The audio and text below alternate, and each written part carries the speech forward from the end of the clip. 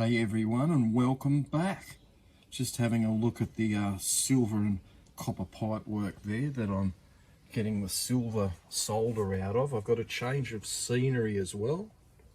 I've changed over to a stainless steel bowl.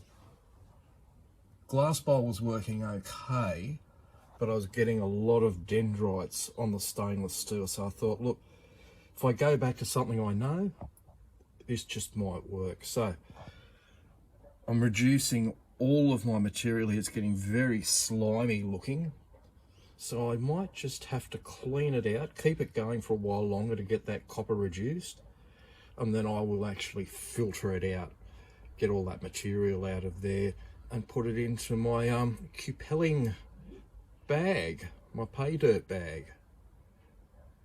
So the idea here is I need to be able to feed stock into the anode so it keeps burning away, and also be able to peel the copper away from the outside at the same time.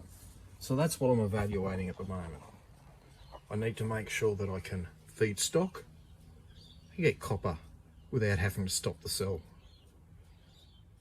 So I decided to put a bit more copper in there as stock. I just want to see how fast I can reduce it down and have it plaked out onto the edges here. So we'll give that a crack, let that go overnight, and yeah, we'll see what goes on. Thank you very much, and have a fantastic evening.